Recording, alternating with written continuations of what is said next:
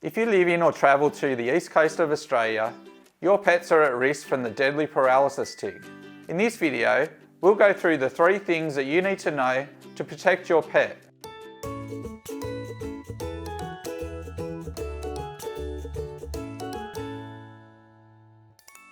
Hi, I'm Matt from Companion Animal Vet Hospital, and you're watching Ask the Vet, our family pet care video series. It's your guide to the latest information and best practices to help you care for your family pet. Paralysis ticks are amazing but deadly little creatures. They attach themselves to the animal's skin and bury their little heads through the skin and feed on the animal's blood. As they feed, they also inject a toxin. This toxin causes the signs that we see in tick paralysis. Amazingly, such a little creature can quickly cause a complete paralysis and kill. To keep your family pet safe, it's important that you know the signs, use a tick prevention product, and search your pet daily. Often dogs or cats will get ticks on them from walking through long grass. An unfed tick will climb up a blade of grass and then stand there waving their legs around, waiting to attach to an animal walking past. If the juvenile tick happens to head up a tree instead of a blade of grass, they will do exactly what they would do if it was grass. Just keep walking and climbing until they reach the end, which in this case is the end of a branch. Then they stand there waving their legs around. When the wind blows, they fall off, and if they're lucky, or should I say if your pet's unlucky, they'll land on them. One of the most common situations we see here are pets getting ticks in their own backyard. This is because the ticks are blown out of the trees. It takes at least a few days, sometimes up to a week, for a tick to fully engorge on blood. It's generally not until they're at least partially engorged that they get enough toxin in. In order to prevent your dog or cat from getting tick paralysis, it's important to try and find ticks on their coat as early as possible. Daily tick checks are a must, especially if you've been camping, been away near the coast, or have been bushwalking. Don't just do them at the time though. Remember, they start really small and can take a week or so to engorge. Keep checking for at least a week. So how do you check for ticks? Well, you need to do the finger walk. Walk your fingers right through the coat, starting at the head and working all the way down to the tail. You need to make sure that you cover all areas of the body, as they will attach anywhere, but they do tend to prefer the head and neck. Make sure you check any cracks or crevices, like in the ears, on the legs, the armpits, the groin, around the genitals, and the anus. What you're feeling for is a little bump on the skin. If you do feel one, then have a closer look. You'll be surprised by how many bumps and scratches you'll come across. So you've come across a tick. What do you do now? We'll get it out. Don't stress too much about leaving the head in.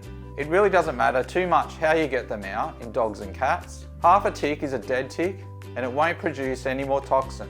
You can get fancy tick removers, but I prefer to just use my fingers. You can usually just grab them and kind of roll them out. Don't forget to kill it though, or you'll be back to square one all over again. There's often what we call a tick crater, where the tick was attached. It's actually raised skin surrounding it. In the center of the crater, there's often a little tag of skin that sticks up where the tick was attached.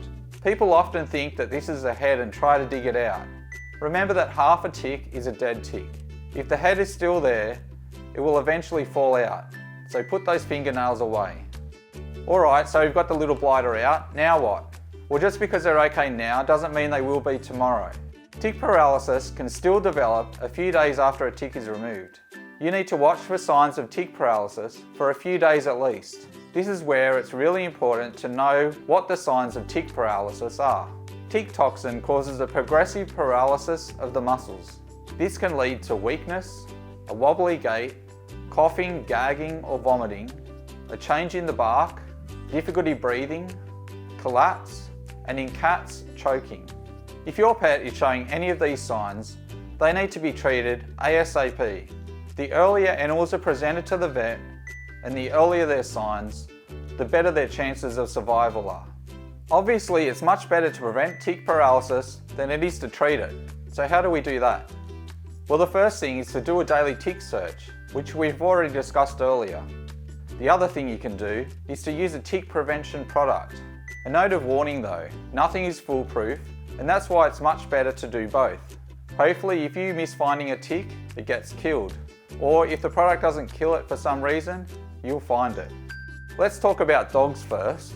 There is now, as of 2018, a number of highly effective registered products, which includes Bravecto and Simparica. Personally, I Bravecto my dogs using a chew every 3 months.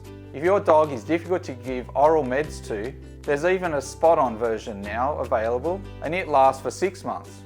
We've created a video on how to apply Bravecto Spot-On for dogs. To watch the video, follow the link in the description. There are a few minor differences between Bravecto and Simparica.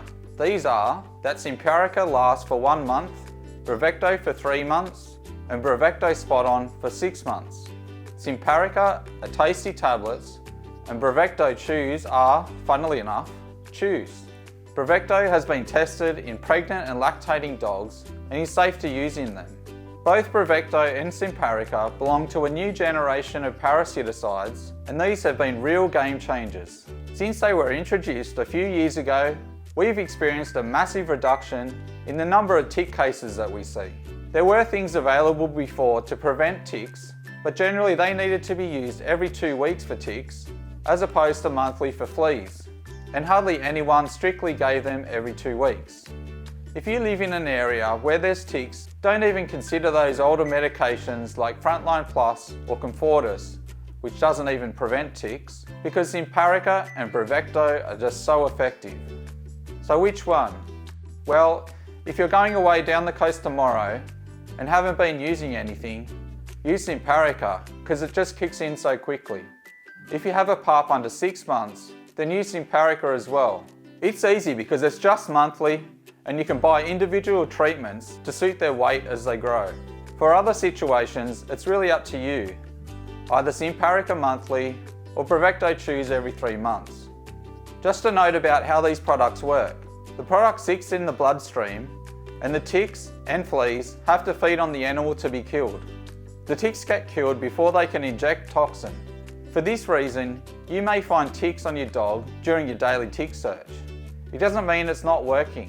Generally, you'll find that tick is sick and dying or dead. So what about prevention of tick paralysis in cats? Well, fortunately, we now have a great product that is both effective and easy to use. Bravecto Spot-On. It's a simple tube of liquid that is applied to the back of the head every 3 months. The Bravecto is absorbed through the skin and enters the circulation. There may be a greasy patch there for a day or 2, but after that it's completely gone from the skin and is only present in their circulation. We've been over a lot of information here, so let's just sum it all up with 3 key points. In order to prevent ticks from killing your pet, you should check for ticks daily, use a tick prevention product, and be aware of the signs of tick paralysis. To get a hold of our tick identification and location chart, click on the link in the description of this video.